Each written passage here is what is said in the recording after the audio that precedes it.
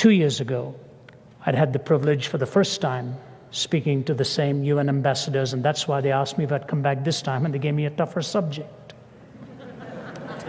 But the first time I went there, I had spoken to them about the heart's hunger for meaning. And I talked about the 4 components that meaning has. And then I knew I only had about 2 minutes in which to mention Christ. I couldn't be overbearing. So in a 25-minute talk, it's about 5 minutes that I can bring the gospel in. And so I told them this story. By this point, they were listening very attentively. So I said, I have a parable to tell you, and we in India love parables. And all of the Middle Easterners and Easterners leaned forward because they all love parables. Nothing happened in my life of which my mother didn't have a parable or a proverb. We learned it that way. I said, I have a parable to tell you. I said, it's the story of a rich man who had a huge art gallery, and he had a terrific son. And the son would go into the streets, and one day he befriended a beggar. And he started to see this beggar regularly, and he'd describe his father's big home and the paintings and all that his father did in business and his family. And the beggar really liked this young man. But one day the young man stopped coming. 2 days, 3 days, and the beggar found out he had very suddenly died. So he went and got himself some paper and some crayons, and he drew a portrait of that young man.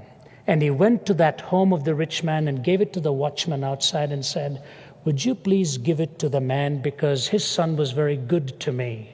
And I've drawn his portrait because I hear he has an art gallery in that house. The watchman looked at it, rather bemused by it, and said, all right, okay, and sent him away. But he thought this was quite a gesture. So he waited for the right moment. When the rich man was driving out in his car one day, he said to him, a beggar came here and gave this because he painted this as a portrait of your son. The rich man took it. Nothing was heard. Some years go by, and the beggar finds out the rich man had passed away and that they were going to auction his art gallery.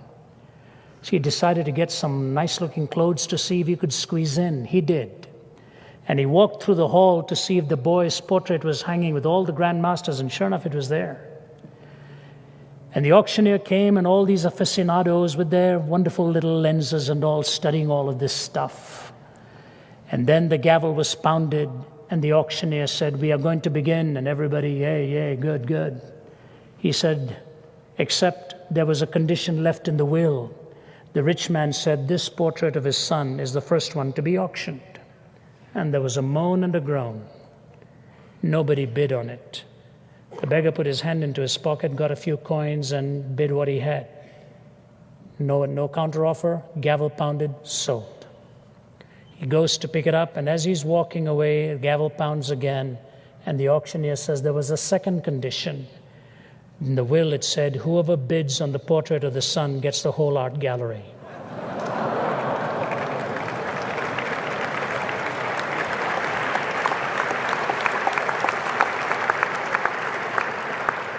So I said to them, ladies and gentlemen, when you get the Son, you get all of the components of meaning in life.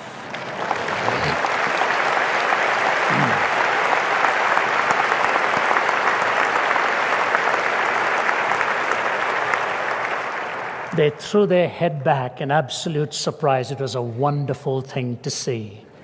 They were lined up.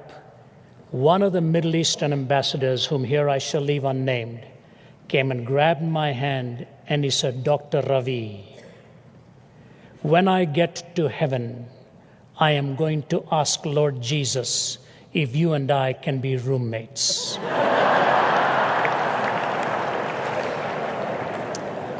My wife did not like that suggestion.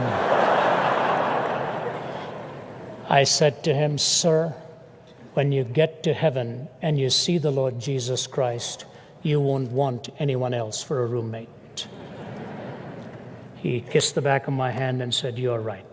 And he walked away. When you get the Son, you get the way, the truth, and the life. You get all that you need to understand about reality within and without.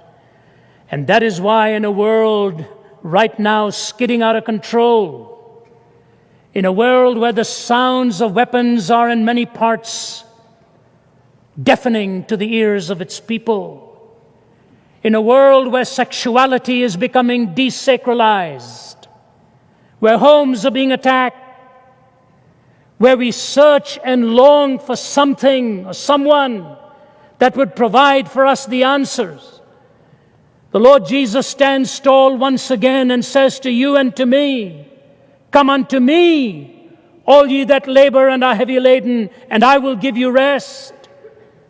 For I, if I be lifted up, will draw all men unto me.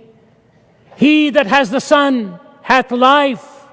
He that has not the Son has not life, and shall come into condemnation." That's why one of the most sensuous of all men, who died in 1991, I believe, Malcolm Muggeridge, lived so sensually for so long, indulgent, reprobate, derelict in his own ways, said he got so much fun by being a peddler with words.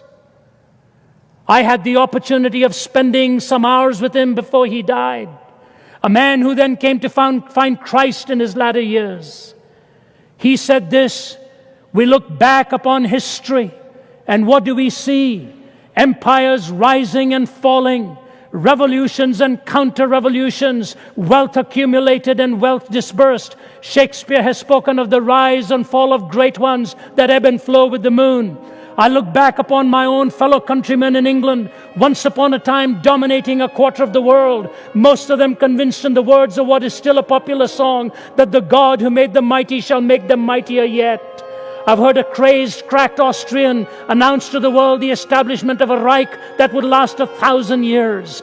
I've seen an Italian clown saying he was going to stop and restart the calendar with his own ascension to power. I have seen America wealthier and in terms of military weaponry more powerful than the rest of the world put together, so that had the American people so desired, they could have outdone a Caesar or an Alexander in the range and scale of their conquest, all in one lifetime, all gone. Gone with the wind. England, part of a tiny island off the coast of Europe, threatened with dismemberment and even bankruptcy. Hitler and Mussolini dead, remembered only in infamy. Stalin, a forbidden name in the regime he helped found and dominate for some 3 decades. America haunted by fears of running out of those precious fluids that keep some motorways roaring and smog settling, with disastrous memories of a disastrous campaign in Vietnam as the media charged the windmills of Watergate. All in one lifetime, all gone. He says, behind the debris of these solemn supermen and self-styled imperial diplomatists, there stands the gigantic figure of one person, because of whom, by whom, in whom, and through whom alone mankind may still have peace. The person of Jesus Christ. That's the Lord I present to you tonight. May you know him, and he will set you free. Thank you, and God bless you.